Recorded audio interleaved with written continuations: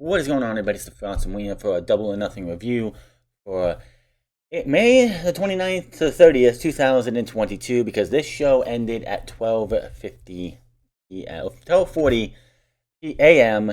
Eastern Standard Time. There were, if you count the pre-show with Hookhausen, Mark Sterling, and Tony Nese, there were 13 matches on this show. There was no need for 13 matches on this show.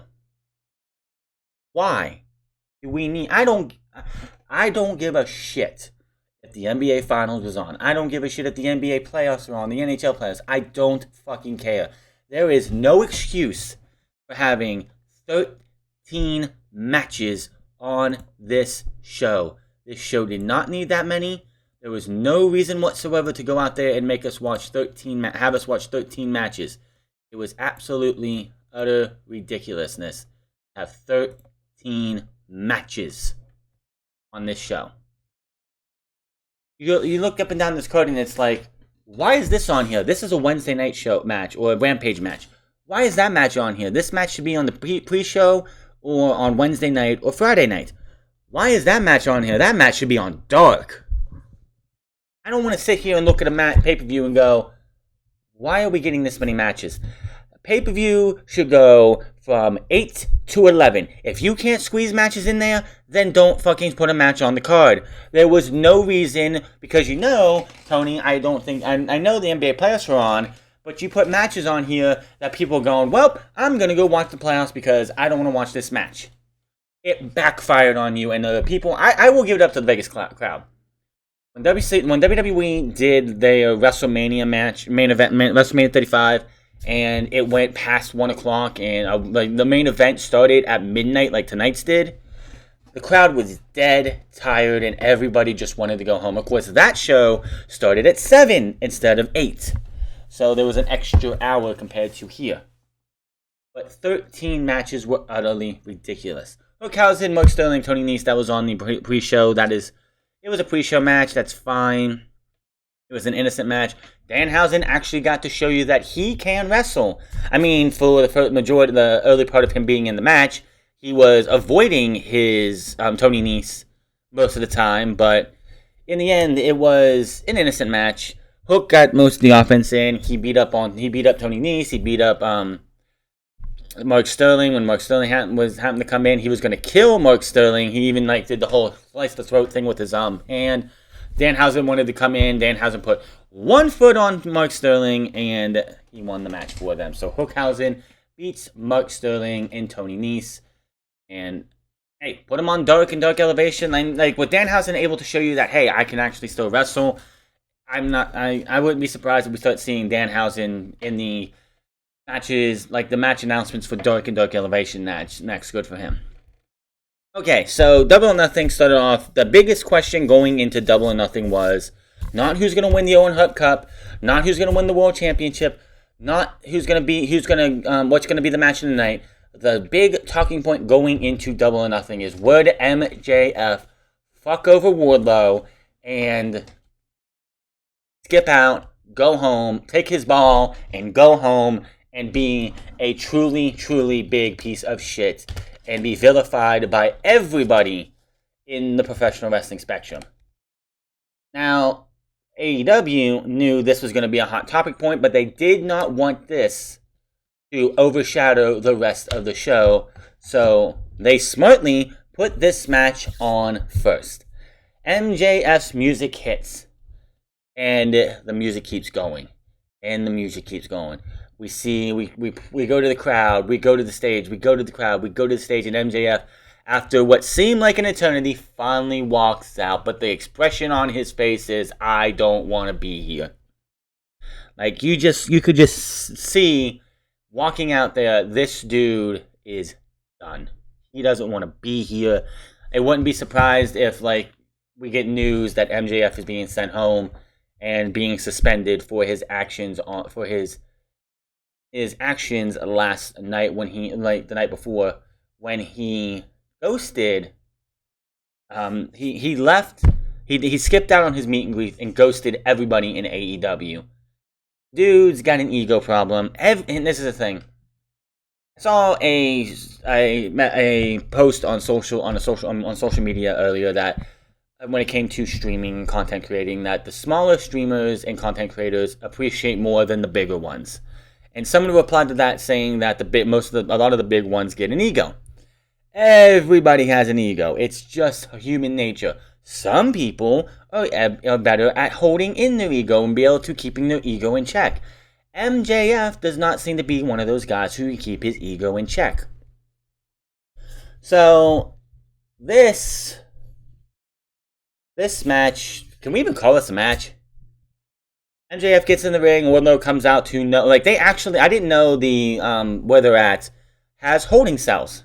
So, we go backstage to see Wardlow in this holding cell. Double handcuff because in the cage match, he broke one handcuff. This time they had him cuffed. It wasn't like a tight handcuff. It was actually one of those chain ones so he could actually stretch his arms out a little bit. And I don't think, with how far it takes to go, I don't think he was going to be breaking those handcuffs at all. But they double handcuffed him. They bring him to the ring. And bell rings. MJF, of course, immediately leaves the ring to go out and say, fuck this. And just, there were chances of he showed up. Fuck MJF. The crowd just giving it all to MJF, and the dude, you could just tell, didn't really want to hear any of this. So he's trying to avoid Wardlow all the time. The referee's trying to pull Wardlow back. MJF hits Wardlow from behind. That does nothing. He runs away some more, and he just keeps running away and away and away and away and away.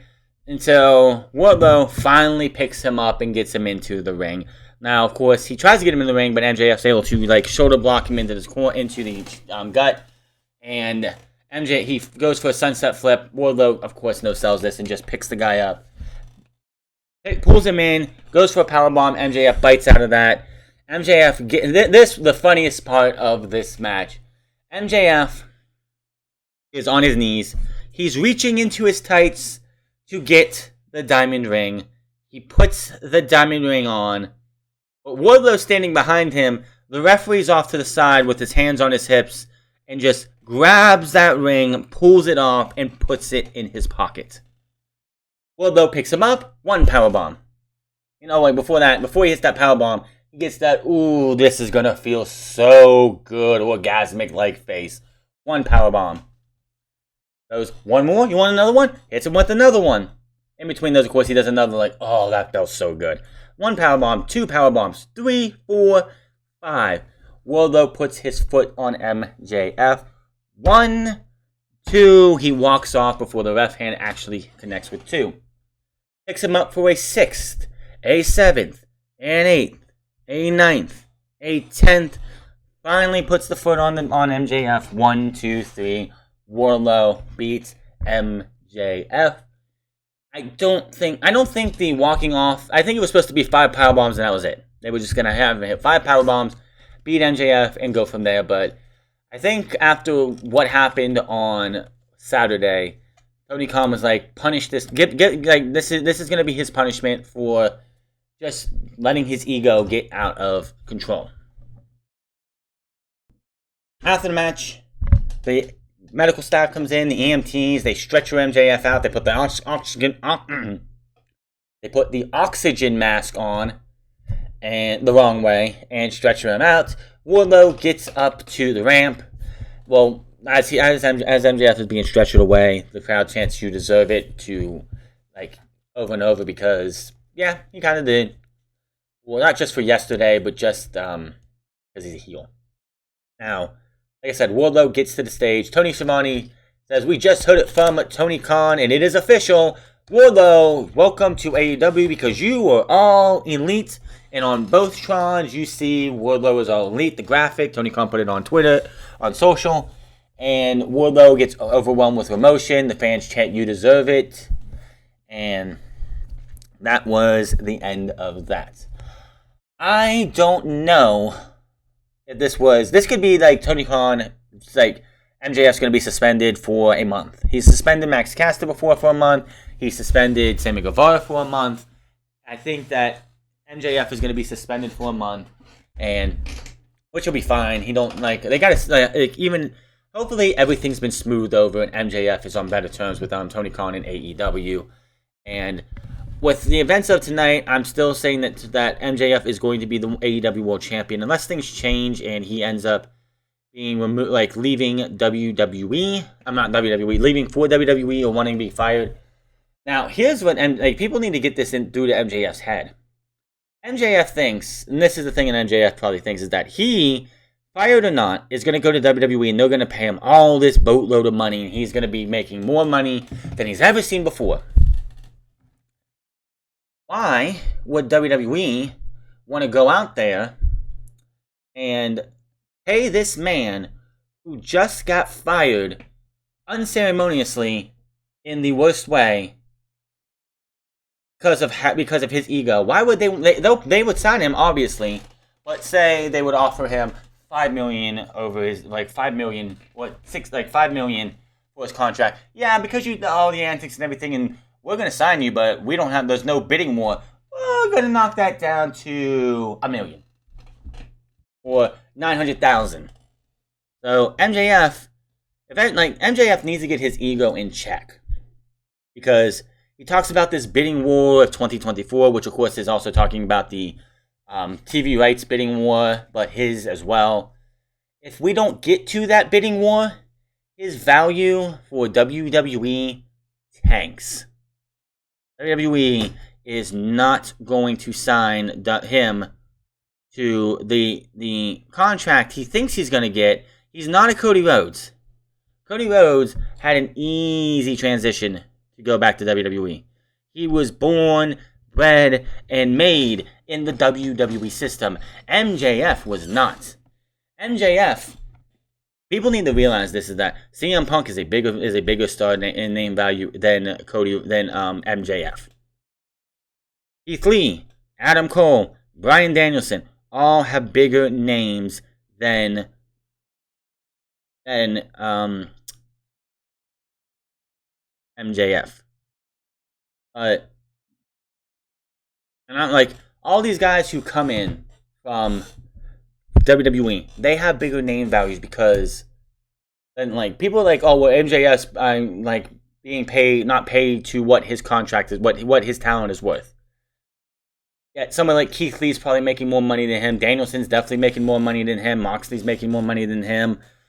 It's because when these guys came in, their stock value was at an all-time high. When MJF signed with AEW 3 years ago, the dude was a relative nobody to the grand audience. Yeah, the smart marks who have seen him in MLW and probably in other independent promotions would have seen him, know who he is. But as a hot commodity, he was not that. So he has to work on this deal until his contract comes up. He signs a new deal for a bigger salary and makes the money he's hoping to get. But until that happens, he just has to sit there and realize that his value to WWE, his value of possibly eventually going to WWE and being Bruce Pritchard's little lapdog bitch, is he needs to work out. He needs to work through AEW, have his do all these plans that Tony Khan probably has for him over the next 2 years, and then the bidding war can happen. If MJF was to leave AEW now, he doesn't have the name value of a Cody Rhodes or John Moxley / Dean Ambrose, a Bryan Danielson / Daniel Bryan, a Chris Jericho, any of those big names, CM Punk. Those guys are still the bigger names. CM Punk, I'm sorry, not CM Punk, but MJF named him, Sam Guevara, Darby Allin, and Jungle Boy as the 4 pillars of AEW. The future pillars. The future pillars of AEW. That's not the here and the now. That's the future. When Moxley's done, when Danielson's done, when CM Punk's done, CM Punk's not going to be here for the next 5 years. He'll probably be here like 2-3 years and be like, I did everything I could do. I'm gonna end on my own terms and go out like that. When the bigger names go away and put guys over like an MJF, like CM Punk's has done, then MJF will be on that same level. If MJF if everything with MJF and AEW is smooth over for now, and plans can go the way they want to, MJF is going to be world champion by the end of the year. Like I said, it also depends on where AEW, where All Out is going to be. If All Out's in Chicago and CM Punk is champion by then, it's going to be CM Punk, MJF, and CM Punk's going to lose in Chicago. Or at least he should lose to. He should be facing CM Punk, MJF in Chicago, and losing to him in Chicago for a third time. Winning the AEW World Championship for the first time, and everything else. I've had people on YouTube comments about this whole situation on somebody's post saying, how is MJF pushed to the moon? He hasn't won a single championship. It doesn't matter how many championships you win. Winning a championship doesn't mean you're being pushed to the moon all the time. Hell, Sammy Guevara and fucking Scorpio Sky has absolutely shredded the TNT championship right now. Thanks to Cody Rhodes. I still blame Cody Rhodes for the state of the TNT title, was all started with Cody fucking Rhodes. That selfish son of a bitch who had to sit there and have his special moment because Rampage was on Christmas and his dad used to battle on Christmas all the time. So he has to have a moment so he can have that. And it's like that him winning that title that night, and then the title started trading back and forth, ruined that championship. Nobody's been pushed to the moon with that championship. MJF has been in 3 of the biggest storylines in AEW history. The feud with Cody Rhodes, his feud with Chris Jericho, the feud with CM Punk, which is not over yet if he's still going to be around. CM Punk and him have one more match, but you don't want to kill that feud yet. You want to get a bigger match, a title match in Chicago, with MJF winning that match by hook or by crook, and it's simple. So I don't know what the ramifications of MJF having no show his meet and greet last night. We'll hear stuff probably coming out if anything happens. Him being powerbombed 10 times and then taken out on the stretcher tells me he's probably going to be written off. He won't be at Forbidden Door more than likely, which is fine. We don't need to have every big name at Forbidden Door. And we'll just see what happens. I'm sure Sean Ross Sapp and Dave Meltzer, Brian Alvarez, and them will have news on the whole situation between now and Wednesday. If we don't hear anything about MJF, then I guess everything's smoothed over. He probably was fined or something, and we'll just see what happens. Moving on to the Young Bucks and the Hardy Boys. This match just, I don't know what happened to Jeff, but for a moment, the match started off fine. Hardy's going out there. The two Matts kick it off, both doing the delete and elite post. Poses the start as Matt Jackson then takes the older wrestler Hardy down. God damn it, they both have to have a Matt in their team. Gee, I'm surprised when Matt and Nick Jackson were coming out. They were Matt and Jeff Jackson just to be Matt and Jeff Hardy, Matt and Jeff Jackson. That would have been fucking crazy. Jackson sends Hardy into the turnbuckle, and is then faster than Hardy as he taps his wrist and mocks the age of his opponent. Hardy takes control through it though and brings in Jeff, but before he can hit a double team elbow strike, Matt Jackson strolls away to bring Nick in. He gets dropped by Jeff with a shoulder tackle, and then he starts juking. Nick responds in exactly the same manner. Jeff fights back straight away with some elbow strikes that sees Nick head outside and then the Hardys hit the Young Bucks pose in the ring. Nick then sprints back in but trips the ropes, which lets the Hardys hit a double clothesline and send him out, and they throw Matt Jackson out of the well. Hardy then tags him, but Nick slaps him, only for Hardy to respond with a clothesline to Matt Jackson. As he tags in, Matt takes him down again, and Hardys then work together to throw Nick over the top of him. The Hardys then look for their classic moves as Jeff running and leaping off of Matt's back, but the other Matt avoids, and it's Nick hits a huge kick to the face of Jeff. Matt then goes for a Razor's Edge, but Nick cuts him off as well with a super kick, and the Young Bucks take control. Jeff is able to tag in though, and he fights back with a double clothesline, but as Matt Jackson distracts the fans, Brandon Cutler stops the tag by pulling Matt off the apron. Nick looks for this whisper in the wind, but he misses wildly. Jeff then hits a move himself after a slight issue on the top rope where he almost slipped. This allowed Matt to tag in, and the delete attack into the turnbuckle begins, which he then gives Matt Gives to Matt Jackson in the cut, and then to Cutler as well. Matt connects with a side effect to Nick, but as he goes for a twist of fate, Nick pushes him and Matt pulls the rope, sending him out. Jeff Hardy then gets dropped by Nick Jackson as Matt Jackson tries to fly out but gets attacked. Jeff then attempts to dive off the top rope, but he gets hit with a super kick and falls down. This leads to Nick Jackson diving off the top rope to wipe out everyone on the floor.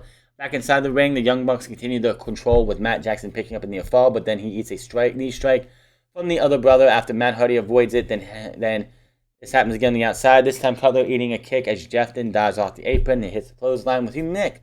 Matt keeps the attack going with the side effect to Matt Jackson on the ring. The Hardys then connect with the poetry in motion. Now, in between the first quarter of this match and then here, Jeff was sitting and was something looked like Jeff might have hit his head or something because he was sitting in the corner in his team's corner inside the ring, and he just looked like he was out of it. I know people on fucking socials wondering, oh, Jeff looks to be high or on something. It's like, no, Jeff Hardy looked like he got his bell rung, and he's trying to get his bearings. Eventually, he does get his bearings by the time he hits the whistle in the wind. Matt hits the twist of fate on Jeff as on.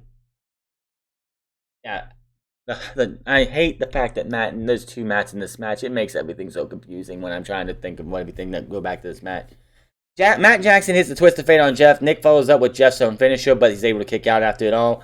The Young Bucks miss the BT trigger, but they respond with stereo super kicks to both their opponents. The Hardys then eat several of the super kicks as they both down on the mat, and Matt's like, come on, Jeff, get up, we can do this. And then they get up, they do a super kick, they get up again, and they flip them off, and they're like, come on, give us these super kicks. The Hardys then eat several more, and they demand more, which we see, but both men then kick out of pinfall attempts. The Bucks then turn the steel steps on the side and set Jeff onto him. The Hardys fight back, and Matt hits a BT bomb to Nick in the ring, while Jeff sets Matt Jackson onto the steel stairs, and then hits the top turnbuckle, hitting a swanton bomb on the stairs. Back in the ring, Matt nails a twist of fate, but Nick manages to kick out just in time. Matt looks for it again, and Nick reverses into a pinning combination, but Matt kicks out and hits the side effect into a twist of fate. Jeff Hardy then tags in, connects with the swanton bomb for the pin and the win. This match was fine. It was decent. But, like I said, there was a portion of this match where it was pretty much Matt Hardy versus the Young Bucks. And Jeff just felt like he was off, like something happened. Maybe he didn't get a concussion, but he got his bell rung. And he's just sitting there in the corner, and he just looks half fucking dead. But eventually, after he got up and he got back into the match and he started wrestling with these guys, he started getting back into it. And everything started to work great in motion. And in the end, the Hardys win. I fully expect the Hardys to eventually win the tag team titles. And then we could probably maybe visit this again. And the Bucks beat them. I don't know. But Hardys win. Match was decent. Moving on. The first of a few matches that should have not been on this show to knock out some time. Jade Cargill versus Anna Jay TBS Championship. This was the most noteworthy match, though, of the night so far. The match was not good. Anna Jay wrestled circles around the TBS champion. The TBS title has had a very shitty life cycle so far, with Jade Cargill having terrible match after terrible match after terrible match after terrible match. And when she goes up against somebody who is better than her, they wrestle circles around her, and she doesn't look like like she should be holding the championship. Has she improved? A little bit. It's been mostly in the microphone section, like the talking part. Now, baddies get involved. They eat double DDTs from Anna Jay. They're fighting on the top turnbuckle, and they're doing this whole elbow attack. For whatever reason, Anna Jay gets distracted. We turn to Mark Sterling came out and John Silver came out and attacked him and beat him up. But all of a sudden, see this nicely dressed man, black gentleman with some glasses on, who just recently was fired from WWE. Wasn't it not just 3 weeks ago that this man, Stokely Hathaway, aka Malcolm Bivens, was fired from WWE? Has it really been a month? Has it really been 30 days since Malcolm Bivens was released from WWE? Because Stokely Hathaway comes down, and somehow, someway, this distracts Anna Jay. And Jade Cargill hits the Jaded from the top rope, which looked, actually, her Jaded on the top rope Jaded looks a lot better than it did when the first time she did it, which looked absolutely atrocious. I will give her that. and Jade Cargill picks up the win. Stokely Hathaway and the baddies make their way into the ring, but Chris Statler comes out. She points to the entranceway. The Fallen. What the hell was the name of it on there? It said the Fallen Goddess, I think is what it said. Comes on. Out walks Athena Palmer. Athena makes her AEW debut. These would not be the only debuts tonight, but these two, this was like the most noteworthy match on the night at this time, and honestly, I think it's the most noteworthy match up until we get to. Well, the next match does have a little bit of noteworthy to it. It was a damn good match, which is House of Black versus the Death Triangle. Now, before we get to House of Black versus Death Triangle, it feels like Chris Statlander is earmarked to be the one to finally cause the downfall of Jade Cargill. She's obviously going to have to go through Red Velvet again because those two were former best friends. But I just feel like this is going to be the start of the downfall of Jade Cargill, because Jade Cargill should not be holding the championship for much longer. We don't need Jade Cargill going 170-something and 0. The whole I'm an undefeated badass who looks like shit.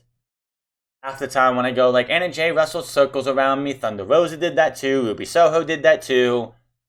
It's time for her to lose that title. Chris Statlander, who has been here since the beginning, changed her gimmick, cut one of the best promos, the best promo in her career on Friday, and she needs to win.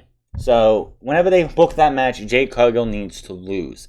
The fact that they even planted that seed tonight makes me feel that they are going towards the route of Chris Statlander being the one to finally topple Jade Cargill. Like, I didn't expect Anna Jay to win it all. They just threw this. They threw this on at the last minute. There was like, why else would you have that on here if you're not like, if I'm going to see Jade Cargill, if I'm booking somebody to beat Jade Cargill, it's not going to be someone who just got, like, the match just got signed like that. I know they have, like, and I don't expect a women's match or any, I don't expect a big women's match on Forbidden Door. That seems to be more on New Japan and that, whatever. But I know we have the specials for Fight for the Fallen and the other one that I can't remember what the hell it's called. Those two specials are coming up in July, and I think June and July. So if they still do that one, but I know we're gonna probably get at least Fight for the Fallen. I could see the TBS title ending at Fight for the Fallen, and it moving on to somebody else. And Chris Statlander deserves to get something. People are loving themselves from Chris Statlander. The fans are behind Chris Statlander. It's time to pay that stuff off.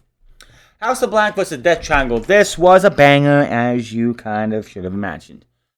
Now, House of Black came out. They came out, and before they, the lights went out, the lights came back on, and all you see is this flag. And it's House of Black, but they have two scythes, Reaper scythes upside down crossed. And it falls down, and the House of Black make their appearance. I don't know what the fuck Skullface Malachi Black was wearing, but holy shit.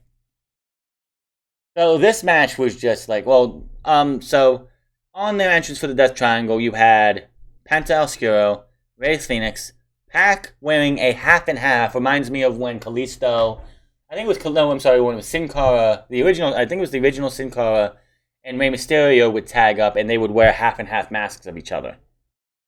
That's what he did here for his entrance, and Alex Abrahantes and a kid that was dressed like Penta, but when the kid was being taken to the back by Alex, Phoenix spent more time saying something to the kid. So I'm like, is this Penta's kid? Is it refitting? I don't know. But it was a kid, I'm sure it was one of the Lucha Bros kid, and that was pretty cool. This match was nuts. This was of the 2 6-person tag team matches, this was the best by far and away. Whatever the fuck that was later on with the mixed one, that was terrible. That was fucking terrible. We'll get to it later. So this match goes all over the place. Pentagon and Phoenix do their stuff. The paint job of the House of Black, they're all covered in, like, they look like they have, like, skull faces on, but it's all paint. Looks fantastic. Like, this match was, like, just, I want to see Ray Phoenix versus Buddy Matthews on their own, but I don't want to see I don't want to see House of Black versus Death Triangle anymore. This needs to be the end of the feud. Win or lose for either side, this needs to be the end of this feud. When you do championship eliminator tournament later on for the number one contendership, the championship eliminator tournament going into Full Gear, if we do that, by far, you better be booking Buddy Matthews versus Ray Phoenix in that first round. Plain and simple. I don't care who wins, but give us that then.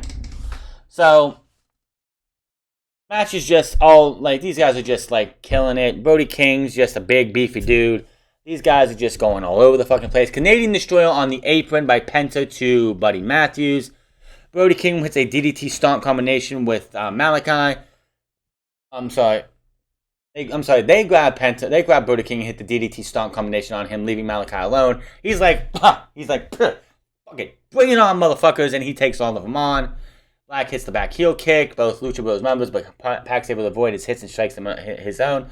Heads to the top rope, but Matthew stops Black Arrow, only to eat a kick to the zone. He connects with the 450 on Black with the knees to the chest and the face. Matthews gets sent to the outside, and Pac then nails a German suplex. Alex gets on the apron to distract the referee, and it's like, what the fuck's Alex doing? Well, Pac is like, you know what? He's looking at Malachi, and he's like, you know what? This motherfucker cost me weeks of my sight, and gives him a good old kick to the dick. But he goes, instead of going for the brutalizer, he goes to the top, looking for the Black Arrow. The lights go off. The lights come back on. There's good old sweet, not innocent Julia Hart in black as she sprays the mist. Pac falls from the thing, eats the black mass. 1, 2, 3. House of Black pick up the win. As they all leave, we finally see what was under that eye patch. The only downside I have to this is that it didn't happen to the Varsity Blondes. And the eye patch, we didn't get the eye patch reveal. Like, Julia Hart, she's been going through this transformation. She's been she's, like, the last time the Varsity Blondes were in Orlando, she wasn't with them. What I would have done is when they were having that thing where she was going to smack, they were trying to get her to smack Griff Garrison with the chair. Instead of doing that, I would have had her miss one of them, and then have them get beat up. And then when they're both laid down, she removes the eye patch to show off what she has underneath. She walks away with them with the evil smile, the eye paint on her face. She posted a picture on social and said, "The house always wins." Now, even Excalibur did mention on commentary this match was supposed to happen at Revolution. I believe that the Julia Hart storyline and the fact that they drug it out as long as they did was delayed because they wanted to do this match at Revolution, but with Phoenix going down with an injury, they had to delay it. We had Eric Redbeard with the two other members of Death Triangle. Of course, that was that. But I think this turn and Julia Hart being part of the House of Black would have happened back then. But they had to delay it and drag it on for a whole lot longer than it should have. The pop for her missing him was not as big as it could have been if this would have happened at Revolution in February. I think it was Revolution was in February, right? Or was it March? February, right? Adam Cole versus Samoa Joe. Owen Hart Foundation Tournament Men's Finals. Adam Cole looks to go Joe into locking up.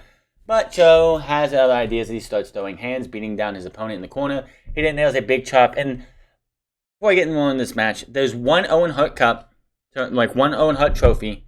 One side's for the men, one side is the women's. It's going to be like the Stanley Cup, where the Stanley Cup, a team gets to, claim it at the end of the season when they won the Stanley Cup playoffs. But it doesn't go to them. They get their name engraved on a plaque, and it goes onto the Stanley Cup. So that's pretty much what they're going to do here. I'm sure if we get far enough in the life cycle, which I don't know how long this tournament will go, and I don't think we'll ever get to a point where it'll be filled up. That would be weird.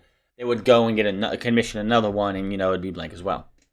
But Joe follows Adam outside of the ring, hitting more chops, and he sits Cole down on the chair, but he charges. Cole sees this coming, hits a super kick, followed up by charging him into the ring apron, shoulder first, which followed by a charge into the ring post. He continues the attack inside the ring, working on the shoulder as Joe once again with the submission work. Cole looks for the Panama Sunrise, but Joe catches him and drives the knee on Cole to the mat. Adam tries to fire back by running into the corner, but he gets planted with the STO and then another series of jabs and a Manhattan drop into the big boot. Senton combination.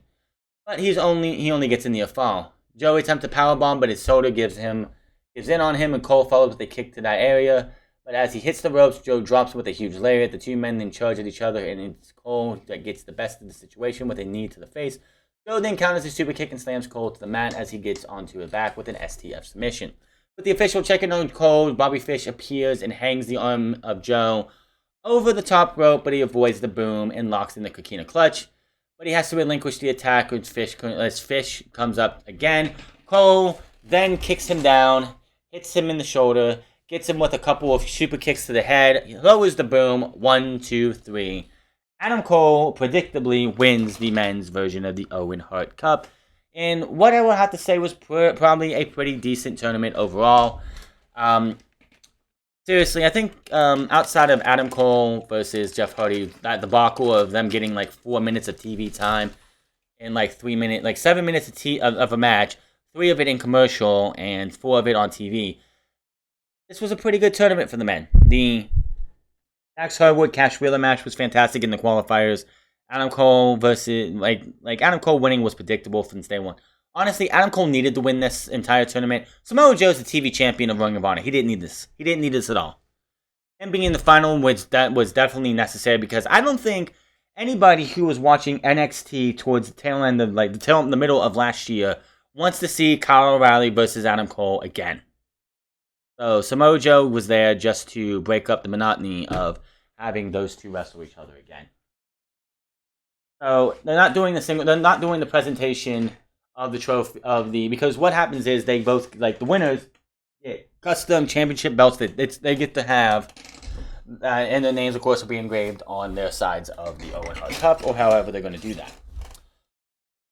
So I'm fine with the men's winner, but for the women's, Ruby Soho versus the Faker. Who do you think was going to win this match? Everybody I've seen online is like, Ruby Soho should have won this match. Of AEW, Tony Khan just loves having his lips on the ass of Britt Baker. Because he is giving her every single thing. It's fucking ridiculous. She wins with a shitty ass roll up. Now, the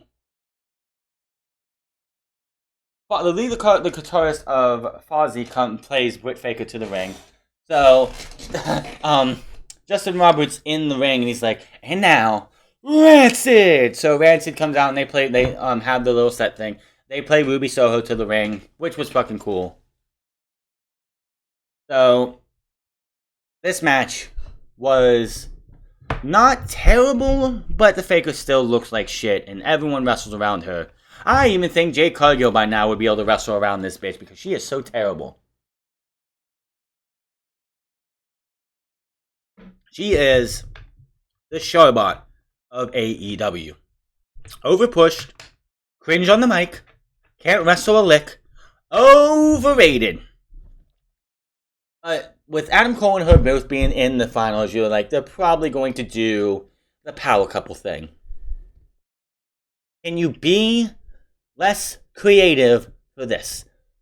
You gave this woman a 10-month paper title reign, where all she ever did was win by cheating every single fucking time, so much so that they had to put her in a cage for her to have a fair fight. And she lost. But here, they gotta have Ruby Soho do the job for a second time. Ruby Soho has been here since All Out. You know her only accomplishment in AEW? Winning the Casino Battle Royal for the women at All Out. Why? Why?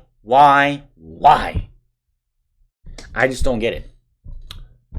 After the match, Dr. Martha Hart makes her way out, and Adam Cole and the Faker celebrate their victory. She thanks the fans for the warm welcome. She then puts over the work of Owen Hart and says, "We can now celebrate him again in the squared circle." She thanks Tony Khan, Chris Jericho, the Dark Side of the Ring, Pro Wrestling Tees, her family, and the AEW crew for being awesome.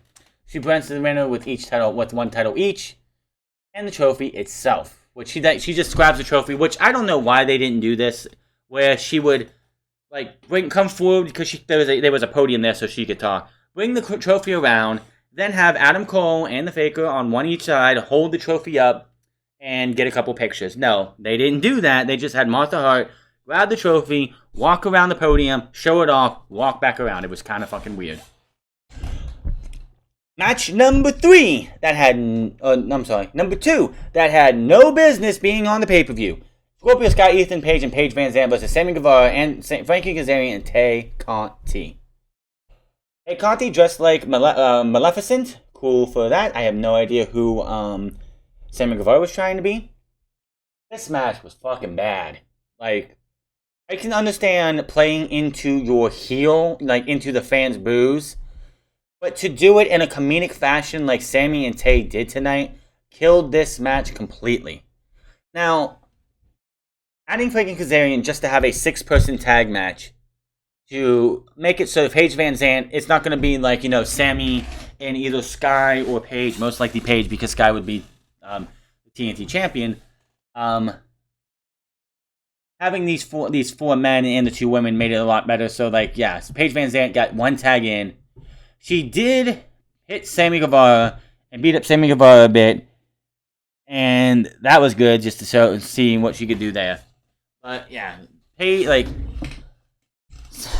Conti was more of just being a total clown than actually trying to wrestle a match for most of this. Her and Sammy Guevara were both acting like clowns this entire time. When Paige Van Zandt and the Men of the Year were in the ring towards the end of the match, because Frankie was getting pissed off with the antics of Tay Conti and Sammy Guevara. The only actual person who was a babyface in this entire match was Frankie Kazarian. Who booked this shit? Anyway, it came down to, Frankie Kazarian tagged in after Tay Conti was in there for a bit. After he clears house, she comes around and is like, "Who do you think you are? You can't do that." And Sammy Guevara tries to super kick Frankie. Frankie moves. Sammy hits Tay. Oh my god, Tay is dead. Tay took that super kick as if she was fucking killed dead. And the look of Sammy Guevara oh my god, I fucked up. The fans chanting, "You fucked up," as he's sitting there with the look of, no. I don't want to lose this relationship. No. And the fucking commentators after the match, joking about, is he going to be sleeping on the couch or in the doghouse? I thought that was hilarious. Scorpio Sky, Ethan Page, and Paige Van Zandt end up winning after Page hits the TKO. A roundhouse kick to Frankie Kazarian and a TKO to Sky, 1, 2, 3. And that means the feud with Frankie Kazarian and Sammy Guevara versus the Men of the Year is dead and over with because they can no longer challenge for the TNT title so long as Scorpio Sky holds that title. Scorpio Sky can hold that title to All Out and then get beat and destroyed by Wardlow. That's what I'm calling. Well, it's either going to be All Out or one of those 2 pay-per-views. Wardlow should be TNT champion, beating Scorpio Sky. Match number 3 that had no business to be on this pay-per-view because it should have been left for Wednesday night or Rampage next week. Darby Allin versus Kyle O'Reilly. I missed most of this match because it was a long fucking pay-per-view. I had to take a piss, and my upstairs bathroom's kind of out of order right now, so I had to go down the stairs, around the bend, down the stairs again just to use the bathroom, and that I missed. I missed the majority of this match. The only thing I saw was Kyle rocked with a huge shot. Then he nails a PK, but Allin kicks out. Kyle does it again. His time he kicks out at 2. He went PK, 1, kick out. PK number 2, 1, 2, kick out. PK number 3 is you know what? Fuck this. I'm going to make sure your ass is staying down. Goes off the top rope, hits the diving knee drop. The same move he used to injure Sting. 1, 2, 3, Kyle O'Reilly wins. I did not know this fact, but Darby Allin has not won a singles match on pay-per-view since full year in 2020. Apparently, it's 580 days since the last time Darby Allin won a pay-per-view singles match. That's crazy. Of course, there's only 4 pay-per-views a year. I fully expect Darby Allin to wrestle somebody from Forbidden Door, and he'll probably get a win there, maybe. Thunder Rosa versus Serena Deeb, AEW Women's World Championship match. Yes, we still got more matches to go. This is the best women's match AEW has ever produced. There has not been a singles women's match in the last year that was as good as this match. The build was shit. This was a good match. This was how. This is the type of matches we want to see the AEW Women's Championship. No shade on Riho. No shade on Cheetah or Nyla Rose. They did what they could with the title. I put all the shade on fucking Britt Baker because she's absolutely atrocious and had no business holding that championship. She has no business to ever hold that championship again. This is the first classic I think the AEW Women's World Championship has ever seen. And the match that Nyla Rose won the AEW Women's World Championship for Riho was a pretty good match. This was better. This was great. Not going to go into this all completely because we're getting up there in time. But this was fantastic. The women go out there. We even got a Dustin Rhodes tribute as Thunder Rosa kicked Serena Deeb in the gut, dropped to her knees, and then uppercutted her, and then does the gold dust, on his signature pose. He even did the whole hands thing. That was cool. He nails the detox inside the ring. Thunder ends up getting her foot on the rope. Deeb stomps on that for good measure, and then powerbombs the champion. Thunder then hits a back body drop and almost wins it with a roll-up, but she then hits a roundhouse kick for good measure. Rosa misses a knee attack in the corner, but Thunder catches her opponent on the top turnbuckle. They crash down with a suplex, and then Rosa hits the Fire Thunder Driver. 1, 2, 3. Thunder Rosa is still the AEW Women's Championship. Do I want to see a rematch for this? At All Out. Not now. Thunder Rosa at the Fight for the Fallen or the Fyter Fest. That's it, Fyter Fest. If they do Fight for the Fallen and Fyter Fest, have somebody else, if she's going to be on one of those, have somebody else for her to challenge. Give me Serena Deeb versus Thunder Rosa down the line again, please. But not now. I love the way Justin Roberts announced this next match. He's in the middle of the ring. Spotlight on him because that's what they do. He just looks to the side and he's like, shit's about to hit the fan. This match is your anarchy in the arena match. I was like, that was awesome. Jericho Appreciation Society versus the Blackpool Combat Club, Eddie Kingston, Santana, and Ortiz. Jericho and the Appreciation Society came out like they were Backstreet Boy ripoffs. They come out during the middle of the ring. Moxley's music plays. Him and Santana come down one set of stairs. Danielson comes down another set of stairs. Ortiz with the Cuban flag, or the Cuban flag, I think it is. The Puerto Rican flag, the Puerto Rican flag painted on his face, comes down another set of stairs. And then Eddie Kingston comes down another set of stairs. While the first half of this match is wrestling, the Wild Thing blares over the loudspeaker for the first half of this match. Even when it gets close to ending, they start the music back up again. This match goes all over the place. Matt Menard is the first man to draw blood, get his blood drawn. I thought it was going to be Jon Moxley. He's bleeding. Danielson bleeds eventually, I believe. Eddie Kingston later on ends up bleeding. Jon Moxley ends up bleeding. We got blood. We got tables. We got ladders. We got chairs. We got mustard all over Eddie Kingston and Daniel Garcia. These guys just battled all over the arena. It was hard to keep up. We had I think we had both members of 2.0 getting put through tables towards the end of the match. You had Daniel Garcia and Eddie Kingston fighting in an elevator. And don't know if they went up or down. He comes back later with a can of gasoline. towards the end of the match, as Danielson has the label lock on Jericho, takes the gasoline, spills it on both of them. Which, if I see Eddie Kingston, if I'm in a submission hold and I can see a little bit forward that Eddie Kingston has a can of gasoline and is coming my way, I'm tapping out. I'm done. Just get me out of here. I'm tapping out, letting Danielson get a hold of and I'm running. I'm running for my life because he tries to light a match. Danielson gets up and slaps the thing away. They start fighting. Like, the Blackpool Combat Club had this in hand. They were going to win this match for their team. But Kingston came out with gasoline. He spilled it all over Danielson and Jericho. Danielson and him start fighting. This allows... Moxley, of course, set up a table a little bit before this with barbed wire on top, with a barbed wire plank on top. I don't know why he thought this was a good idea. But he gets powerball. He gets pushed through it. It doesn't break because the plank of wood is fucking not... For whatever reason, someone didn't decide to give a thin plank of wood with the barbed wire on it. So when he falls on it, he falls through it instead of him falling on it and the table falling backwards. So Danielson looks like he's got things back in control. Hager comes in with the bat, clips him in the leg, starts beating him in the leg with the bat, and Danielson ends up eating multiple moves. Moxley also took all the top turnbuckles off, which was like, what the fuck? And he gets put into the walls of Jericho. Hager takes the ropes and pulls back, choking this guy out. And he passes out in the Jericho Appreciation Society.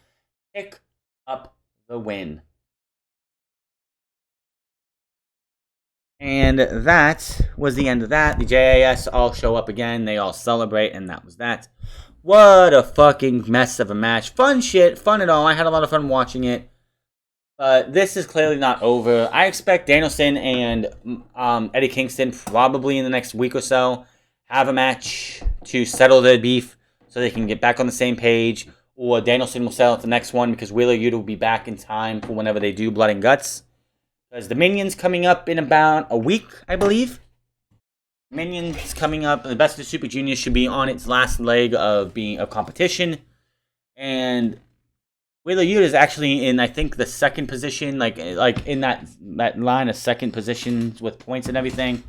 So who knows? But the Best of the Super Juniors is wrapping up soon. I'm sure he'll have a match on Dominion because that usually happens. And then he'll be back after that in time for whenever they want to do this, which I don't think we'll see Blood and Guts until after Forbidden Door. Jurassic Express versus Powerhouse Hobbs and Ricky Starks versus Swerve in Their Glory, which is what they call their team. Weird ass fucking name, just saying. This was a complete brawl. These two teams went out there. I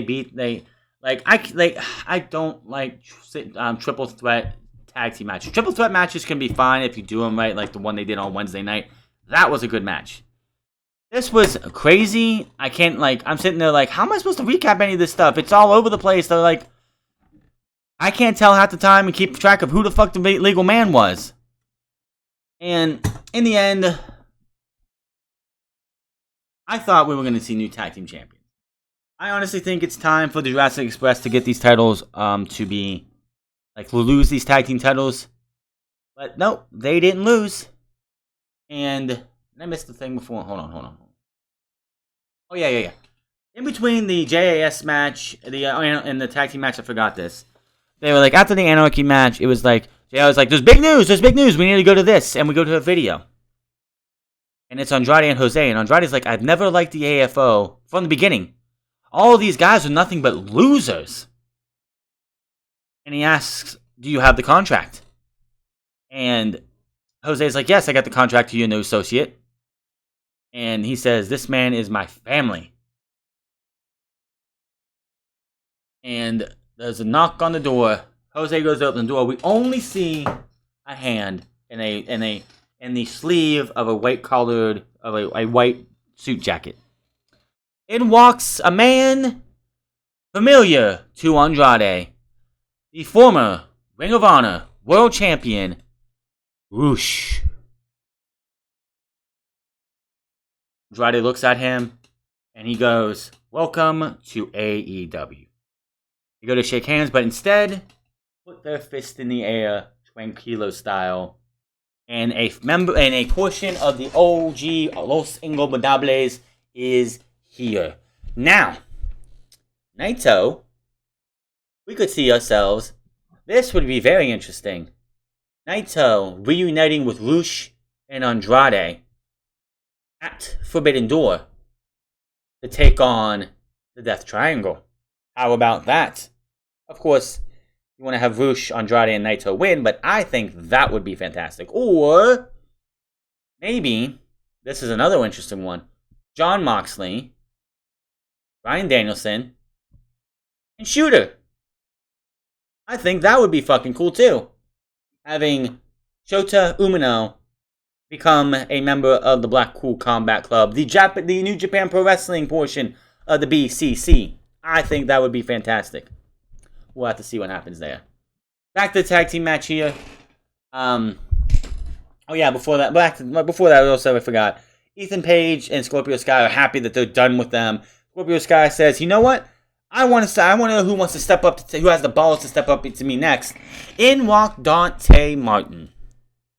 And Sky's like, "Dude, you're impressive. I've seen you on Rampage. You look pretty good. You have a huge future in front of you, but you're not ready to get this yet. But you know what? If you want the match, I'll give it to you. Show up in my home state, in LA, which I don't know if he means Rampage or Wednesday night. They didn't specify. And says he'll give him the shot. So it looks like we're going to be getting Dante Martin versus Scorpio Sky for the TNT Championship. It's not going to be a good day for Dante Martin. He's not winning the title, but it's going to be a good notch in the resurrecting of the TNT Championship if we give Scorpio Sky and Dante Martin 15 minutes to give ourselves a banger of a TNT title match. Back to the tag team match now, because nothing else happened after that until we get to the tag team match. Now, of course, the Andrade thing, the Ethan Page and Scorpio Sky backstage interview was to clean up and get the ring fixed up because, again, the top turnbuckle was taken off thanks to Jon Moxley, and they needed to clean up all this debris. I will give the crew of AEW's crew, whoever was running the ship here, they got that shit cleaned up fast. By the time the tag teams were coming out for this match, it's like you would look and see, man, was there, if anyone told you there was a high octane, archaic match happening, or there was turnbuckles destroyed, there was tables broken and everything, they look at that and go, what the fuck are you talking about? This looks like nothing ever happened. That's how good they were. That was impressive. Running up on time here. I don't want to be here for too long tonight. It's just one of those things. This was all over the place. This is another one of the ones, I don't know how I'm supposed to highlight this thing. All 6 guys went out there and they kicked ass. You had a spear by I honestly thought we were going to see Team Taz pick up the titles. Swerve and the Glory has not been here long enough. They just got here. I did not expect them to win, especially since Swerve Scott won. I keep saying Swerve Scott. Fuck! Swerve Strickland won on Wednesday night. I was like, that takes that team out of this. He is not winning this match. And of course, Swerve was the one that actually took the pinfall. The Thoracic Express move was hit. 1, 2, 3. They win the champion. They win the title. They retain the championship. Now, we've seen subtle teases of Christian Cage and Jungle Boy eventually coming to blows. And I thought it was going to happen at All Out last year, but because of Hangman Page going away, which that was where I think he was supposed to win the world title, I believe that they've been just holding this thing off, and we've seen subtle teases over the last few weeks and months. Christian Cage, Jungle Boy was on the top turnbuckle. Christian Cage comes over and lifts him on his shoulders and does the whole cheer, cheer, cheer. And I'm thinking, is this Evolution turning on Randy Orton all over again? No. He just gets down, he puts him down. So I'm like, they are teasing this so hard. Do they have enough to stretch this to All Out? And in between that time, obviously, the Jurassic Express need to lose the tag team titles. Christian Cage, of course, is going to screw them. Time for the main event, Adam Hangman Page versus CM Punk. It was 12:05, if I'm correct, when this match got started. I'm just gonna have to say we have a new AEW World Champion. CM Punk is your winner. CM Punk beat Hangman Adam Page. Hangman Adam Page. Let's Hangman Adam Page tease going to the dark side. because they were on the outside. Hangman Adam Page threw CM Punk over the ring and the timekeeper's area table. He goes over, he grabs the title, like, this is mine, you can never have it. I'm like, you're just telling us you're losing the title. The referee grabs the title, and instead of handing it to one of the ringside people, he takes the title and puts it on the ring apron. Why? That's a blunder. Like, yeah. It's like, so Hangman Page, if anyone wants to blame, and Hangman Page wants to blame anybody, he blames the referee because the referee put that there to tempt him. Now, I think CM Punk needs to stop trying to do the buckshot lariat because he tried to do it twice and hurt him. He fucked it up both times. It's not the buckshot lariat, it's the botch shot. It's the botch shot lariat because CM Punk tried to do it twice, botched it both times, and it looked terrible. Like, someone put on there, it's like, that's a mighty fine GTS when Page hit the GTS. And I'm like, the GTS, you put somebody in the fireman's carry, you lift them up, and you drop them down and hit them with your knee. That is so much easier to do than trying to vault yourself over and land on your feet and then hit a running lariat. That takes some practice. GTS, put them in a fireman's carry, lift them up, and then hit them with the knee that their head is facing. That's it. But Hangman Adam Page, like, the referee gets bumped. Hangman's like looking over the ref. He's like, "What's going on?" He's like surveying the area, and he sees the world title. He's like, "Precious." He didn't say that, but he walks over to it. He grabs it. And he's like, "Get up, get up!" Like he's gonna attack CM Punk with it. CM Punk gets up and he's like got this defensive look on him, like, "Don't hit me, man. Don't do it. It's not worth it to win this way." He's hesitant. He's hesitant. He's like, "Fuck this!" No. Goes outside. Goes for the buckshot. He goes for the buckshot. His knee buckles a little bit. CM Punk's able to turn it around, get him into the GTS, hit the GTS. 1, 2, 3. CM Punk. 7 years and 9 months later. 9 months later, I think. Yes, 9 months later, CM Punk is AEW World Heavyweight Champion. Honestly, if you look back on Hangman Adam Page's title reign, it was fine. I mean, he had 2 matches with... He had some pretty good ones. Him and Adam Cole had a good feud. Him and Danielson had an okay feud. Him and Lance Archer had that hell of a Texas Death Match. CM Punk... I'm not CM Punk, but him and Adam Cole had a heck of a Texas Death Match as well. Can we cool it on the Texas Death Match, please? Please. But in the end, I think it was time for him to lose the championship. There was... I honestly don't, like, if he beats CM Punk clean, just say he beats him clean, what next? Who's there next for him to face? Danielson? Moxley? They're kind of busy dealing with the Jericho Appreciation Society. I think it's time to have a CM Punk win the championship. He is a bigger name. Hangman Page Hangman Page, in the next 10 years, Hangman Page is going to win the AEW World Championship again. He's not going to be a one-and-done champion unless he's, like, foolishly goes, says, you know what, peace out, I've done everything I can do here, I'm leaving. He's going to be champion again someday. It was just his time for his title reign. Honestly, and I'm going to probably be the only one who says this, probably not. His title reign peaked the night he won the title. That was the peak of his championship reign. There was nothing he was going to do in this title reign that was going to match the magic of the night he won the championship. I'm fine. I am absolutely fine with him losing. There's nothing else to say. The matches he had were fine. He was a good honestly, I think from the time he won the title up until now, he has grown as champion because his feud with Danielson, yeah, they were good matches, but he just didn't. It's like it felt like he didn't fit the mold of being the champion yet. But when he got to this CM Punk, the shit with Adam Cole, and the thing with Lance Archer, and now getting the CM Punk, it was like, that guy is worthy of being world champion. It didn't feel like that when everything started, when he first won the titles. He had that magical moment, and now, done.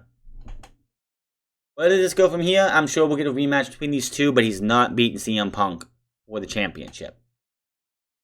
Who beats CM Punk? If everything goes the way it should, if All Out is in Chicago, and they book MJF the way I believe they should be, if everything with MJF is smooth over by then, MJF's going to be the guy to beat CM Punk. CM Punk is not going to have a like a 400, like 300 and some day title reign. He's gonna hold it till probably All Out, and that'll be it for him. CM Punk doesn't have to hold the title for very long. He can hold it between now and All Out, and then that's it. And he drops it to MJF. MJF becomes the biggest dick heel, holding the most hated world champion in AEW history, even more than Kenny Omega. And we're off to the races, seeing where MJF goes from there. If that happens. If something happens and they suspend or even fire MJF, or they release MJF for whatever reason, I have no idea who beats CM Punk. It's not going to be a Danielson. It's not going to be a Moxley. It's not going to be a Jericho. It would be either Hangman Page or Kenny Omega, or can't say Jungle Boy because I don't think Jungle Boy's winning that world title for at least another 2 years.